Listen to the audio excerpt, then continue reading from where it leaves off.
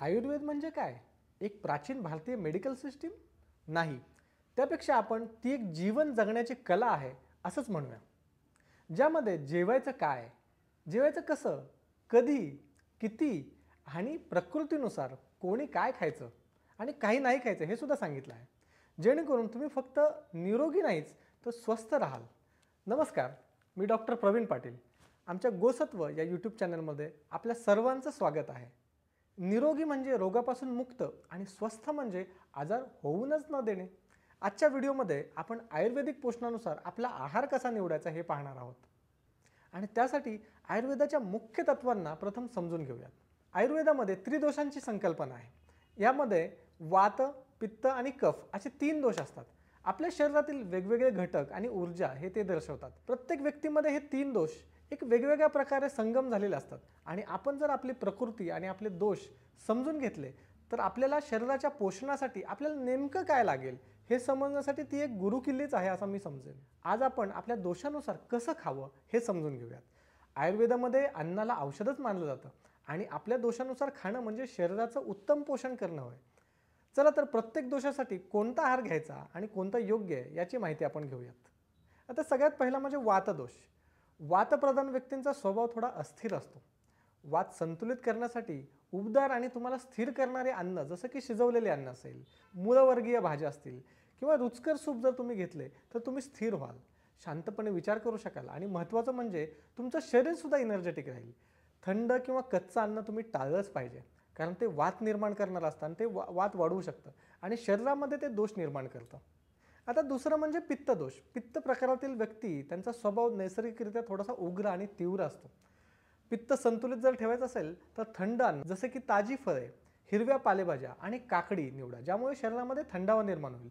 फ्रीजमधलं नका खाऊ. मसालेदार आणि तेलकट अन्न कमी करा म्हणजे उष्णता वाढणार नाही कारण ते पित्त वाढवू शकतं. आणि तिसरं म्हणजे कफदोष. कफ प्रकारातील व्यक्तींचा स्थिर स्वभाव असतो म्हणजे कफ संतुलित करण्यासाठी उबदार आणि हलके अन्न जसं की वाफवलेल्या भाज्या असतील, कडधान्य असतील, आलं आणि काळी मिरीसारखे मसाले तुम्ही निवडा म्हणजे तुमचं शरीर गरम राहील आणि कफसुद्धा वितळलं जाईल. जड आणि गोड अन्न हे टाळलं पाहिजे कारण त्यामुळे शरीरातील कफ वाढून तुमचा लठ्ठपणासुद्धा वाढू शकतो. दुसरा महत्त्वाचा मुद्दा म्हणजे तुमच्या शरीरातील जठराग्नी संतुलित करणे. शरीरातील 80% आजार फक्त इथूनच येतात. आयुर्वेदामध्ये शरीराच्या जठराग्नी किंवा पचनाग्नी महत्त्वाची भूमिका बजावते. तुम्हाला जर तुमचा जठराग्नी चांगला ठेवायचा असेल तर अति जास्त खाणे पूर्णपणे टाळले पाहिजे. वेळच्या वेळी खाणे, ताजे तयार केलेले अन्न खाणे आणि आपल्या स्वयंपाकामध्ये जिरे, धने, बडीशेप यासारख्या मसाल्यांचा तुम्ही समावेश करू शकता आणि यामुळे तुम्हाला नक्कीच फायदा होतो. या व्यतिरिक्त दिवसभर तुम्ही कोमट पाणी जरी पिले तरी आपल्या पचनशक्तीला पचन करण्यासाठी ते मदत करू शकतं. तिसरं म्हणजे आयुर्वेदिक सुपरफूड्स. आपल्या आहारामध्ये या विशिष्ट प्रकारच्या सुपरफूडचा समावेश नक्कीच असला पाहिजे. सुपरफूड्स पोषक तत्वांनी समृद्ध असतात आणि विविध आरोग्य फायदे तुम्हाला देतात. ज्वारी, बाजरी, नाचणीसारखी मिलेट्स तुमच्या आहारामध्ये पाहिजेच, पण त्याचबरोबर आयुर्वेदिक सुपर औषधी म्हणजे शुद्ध देशी गाईचे तूप, त्रिफळा, अश्वगंधा, तुळशी यासारख्या औषधींचा समावेश केला पाहिजे. हे शक्तिशाली घटक तुम्हाला पचनक्रियेस मदत करतात, तुमची रोगप्रतिकारशक्ती वाढवू शकतात आणि एकूणच तुमची जीवनशक्ती ही चांगल्या पद्धतीने वाढवू शकतात. आणि सर्वात शेवटचा आणि नेहमी दुर्लक्षित केला जाणारा मुद्दा म्हणजे आपले मन, आपली मानसिकता, आपले विचार. मन लावून खाण्याची जी पद्धत आहे ती आपण वापरली पाहिजे. आयुर्वेद मन लावून खाण्याच्या पद्धतीला खूप महत्त्व देते. त्यामुळेच कदाचित मन लागण्यासाठी जेवणाच्या पूर्वी श्लोक, ताट वाढण्याची आणि खाण्याची वेगळी पद्धत आयुर्वेदामध्ये सांगितली होती जेणेकरून तुम्ही त्या प्रेझेंट मोमेंटमध्ये राहू शकता आणि अन्नाच्या चवीचा तुम्ही अनुभव घेऊ शकता. प्रसन्न आणि शांत वातावरणात तुम्ही खाल्लं पाहिजे. अन्न नीट चावून खाल्लं पाहिजे, ठराविक वेळेलाच खाल्लं पाहिजे आणि मध्ये मध्ये जास्त नाही खाल्लं पाहिजे.